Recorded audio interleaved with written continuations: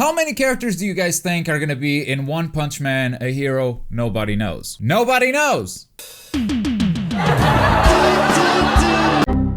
When predicting a roster, the first question we need to answer is how many characters, and this time there are no hints whatsoever as to the roster size. How big is it gonna be? This is, however, a Spike Chunsoft game, and Spike Chunsoft games are known for having big rosters. That's kind of their brand. They sell games because they have a lot of characters in their game. So my first prediction is gonna be a completely random one, and it's gonna be the roster size. I'm gonna say 40 characters, because 50 sounds like it's too high. 40 is still a pretty big number. 30 might be a more realistic guess, but let's say 40 and have fun with this roster. Why not? And a couple of things that I want you guys to keep in mind throughout this entire video. One, we already have some confirmed characters. They've already confirmed 10 characters in total. We've got Saitama, Genos, Hellish Blizzard, Speed of Sound Sonic, Moomin Rider, Vaccine Man, Mosquito Girl, Carnage Kabuto, and Deep Sea King. If you've been counting, that is 9 characters total, but then you look at the cover of the game and Lord Boros is in the cover, so there's no way he's not a character. So they gave us 10 characters already without even showing what the game's all about. I mean, it's an arena fighter and we can see that from the little character snippets they've shown, but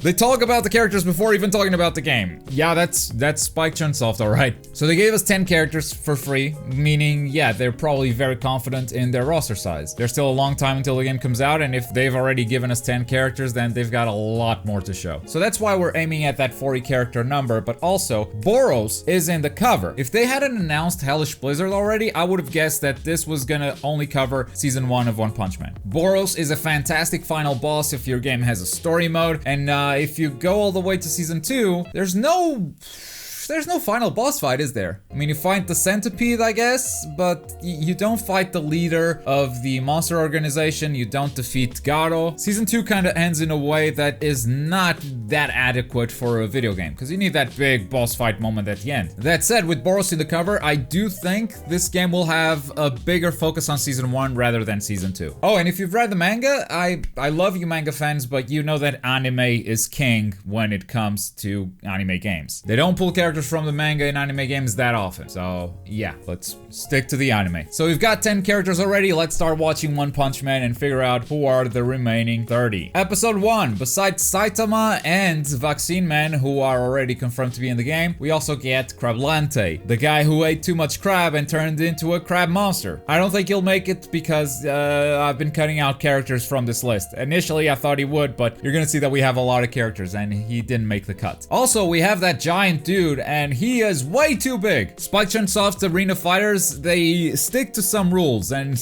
one of those rules is this character is way too big to be in an arena fighter. They would have to change the mechanics, they would have to change the game too much to accommodate for him. So him, along with other giants that show up in One Punch Man, characters that are way too big, monsters that are way too big, I don't think any of them are gonna make it because that's just not the game that Spike Chunsoft makes. It might be a boss fight in story mode, but not a playable character, not a part of the roster. Episode 2, we got the Armored Gorilla, Ground Dragon, and Beast King as major monsters to show up in this episode. Honestly, I don't think none of them make it. We already have Carnage Kabuto, which is the strongest monster of this faction. The other ones are a bit too minor to make it to the final roster in my opinion. Jumping to episode 4, we got Hammerhead. We also got Speed of Sound Sonic, he's been confirmed, and I think Hammerhead has a good chance of making it. This game is not shying away from joke characters, we can see that with Moomin Rider for sure. Hammerhead would definitely fit the vibe that they're going for with this game. They are adding some ridiculous characters, not necessarily because they are super strong or they have immense fighting potential, but just because they are funny and might be fun to play as. Hammerhead, 100%. 4 episodes in, we finally added 1 character.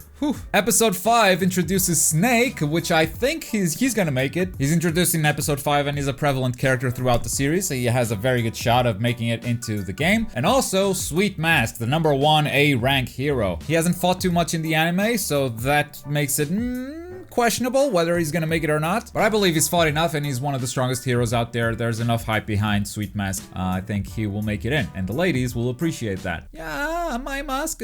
Episode 6 introduces a bunch of characters, and I think all of them will actually make it. First of all, Tank Top Tiger, another character that shows up multiple times during the anime. He may be a straightforward character, a straightforward brawler, but I think he's important enough to make it into the video game. We're also introduced to Tatsumaki, the #2 S-ranked hero she has to make it. Her weaker sister is already in the game. She's almost a lock. Out of all the characters I'm predicting today, this is the one I'm most certain will make it into the final game for sure. And then we have two heroes fighting against one villain. Golden Ball and Spring Mustachio fighting against Combo Infinity. Both Golden Ball and Spring Mustachio show up in Season 1 and also Season 2. They later fight against Garo. And they both show off a bunch of moves that could be implemented into the game. So yeah, I do believe both of these heroes will make it. But also Combo Infinity. The way this monster died was off camera, so we didn't get to see that. But the fight against Golden Ball and Spring Mustachio showed a lot of this guy's abilities, and I look forward to playing him actually. Episode 7 introduced a couple of S-ranked heroes. We got Silver Fang, which is another must-have in the game, and also a robot from Metal Knight. This robot also shows up in Season 2. Maybe he's had some upgraded weapons when he fights against the Centipede in Season 2, but the model is pretty much the same. In the anime, we still don't know what Metal Knight looks like. We don't know his full roster of abilities. We don't know his full kit, if he has multiple robots or whatever, but this specific robot has already shown up twice in the anime, so I think this will be Metal Knight's representation in the game. Episode 8 introduces a couple of heroes fighting against the Deep Sea King, who has already been confirmed to be in the game. The A-rank heroes Stinger and Lightning Max don't only show up during this fight, they show up multiple times throughout the series. And the S-rank hero is introduced to us here, Puri Puri Prisoner. All of them have a very good chance of making it to the final roster, so I'm gonna say yes, put them on the board. We're gonna skip episode 9 because we didn't get much from that, but episode 10 introduces pretty much the whole staff of the Hero Association, the whole roster of S-rank heroes, though I don't think all of them will make it to the game, and here's why. Metal Bat, Tank Top Master, Atomic Samurai. These three fight immediately after in the fight against Boros's army or against Melser Garde. All of them show off some cool abilities, all of them show off some cool moves, and I think they will make it into the game. Tank Top Master might be a repeat of Tank Top Tiger, but he also plays a major role in Season 2 fighting against Garo, so I think he has a good chance, even though he's kind of a copy. Or I guess Tank Top Tiger would be the copy.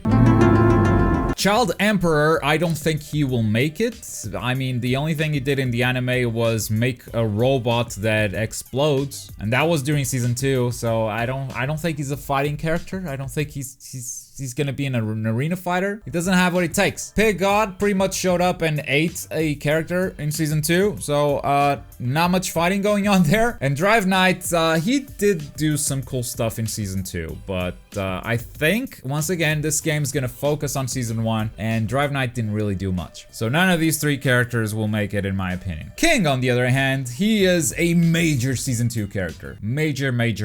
And once again, they don't seem to shy away from joke characters, so I'm very interested to see how King is actually gonna fight in the game. But yes, I think he's gonna make it. It's a bold prediction, I know. Bold predictions over here. Watchdog Man, I think, also has a very good shot, not because of what he does in Season 1, which is nothing, but because of his fight against Garo in Season 2. He's got some unique moves. I think he's interesting, and yes, I think he has a good chance. We do have another swordsman here, a pupil from Atomic Samurai. His name is Yayan. Being just a minor Atomic Samurai character, I don't know if this guy makes it. I mean, with Tank Top Tiger and Tank Top Master, both characters had some big roles, some big fights. Yayan, not really. He shows up, he does some cool stuff, and then just is left to the background. He kind of doesn't show up again. Shows up in Season 2, but doesn't do much. Doesn't do anything, really. Episode 10 also introduces us to a major villain who is Melser Garde. Melser Garde took several S-rank heroes to be defeated. I think he's a must-have in the game, especially if Season 1 is the focus. The rest of Season 1 is pretty much Saitama versus Lord Boros, so we're gonna move on to Season 2. And we already have 29 characters, so let's fill out the remaining 11. Season 2 opens up with a bunch of monsters, and I think out of the monsters that show up, G4 is the one that will make it to the game. He has a pretty intense fight against Genos. He's a robot, he then transforms into